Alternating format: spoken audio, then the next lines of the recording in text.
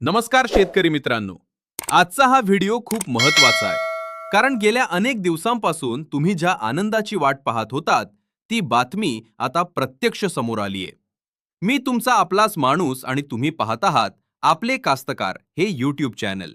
जर तुम्ही अजूनही आपल्या या कुटुंबाचे सदस्य झाला नसाल, तर खाली दिलेल्या लाल रंगाच्या सबस्क्राइब बटनावर क्लिक करा. जेणेकरून शेतीशी संबंधित प्रत्येक सरकारी योजना आणि महत्त्वाचे अपडेट्स तुमच्या मोबाईलवर सर्वात आधी पोहोचतील. मित्रांनो, राज्याच्या कानाकोपऱ्यातील शेतकऱ्यांसाठी आजची सकाळ एक आशेचा किरण घेऊन आलीये.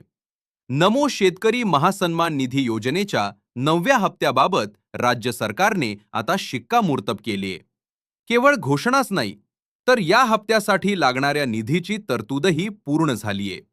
यावेळच्या हप्त्यात काही महत्त्वाच्या गोष्टी घडल्या आहेत, ज्या प्रत्येक शेतकऱ्याने समजून घेणं गरजेचे आहे. सर्वात आधी, राज्य सरकारने या 9व्या हप्त्यासाठी तब्बल 1,800 कोटी रुपयांहून अधिक निधी वितरित करण्यास मंजुरी दिलीये. पण यात सर्वात खास गोष्ट म्हणजे, जे शेतकरी तांत्रिक कारणांमुळे किंवा इतर काही अडचणींमुळे मागील काही हप्त्यांपासून वंचित राहिले होते, त्यांच्यासाठी 653 कोटी रुपयांची विशेष तरतूद करण्यात आली आहे. म्हणजेच आता जुने हप्ते आणि 9वा हप्ता अशा दोन्ही गोष्टींचा एकत्रित लाभ मिळण्याची मोठी संधी निर्माण झाली आहे. आता तुमच्या मनात प्रश्न असेल की हे पैसे नक्की कोणाला मिळणार?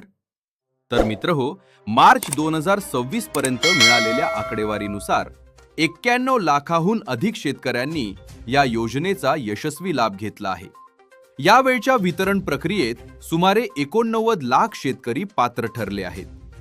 ज्या शेतकऱ्यांच्या नावात चुका होत्या किंवा ज्यांनी आपली ई-केवायसी पूर्ण केली नव्हती, त्यांच्या माहितीमध्ये आता सुधारणा झाल्यामुळे त्या सर्व शेतकऱ्यांनाही आता या लाभाचा वाटा मिळणार आहे.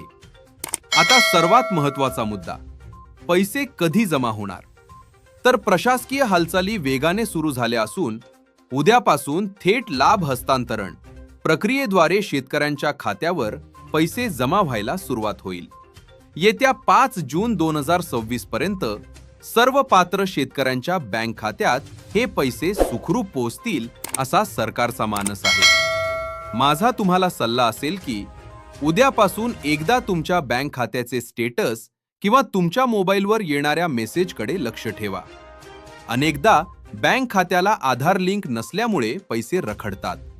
त्यामुळे शक्य असल्यास एकदा तुमच्या बँकेत जाऊन खात्री करून घ्या.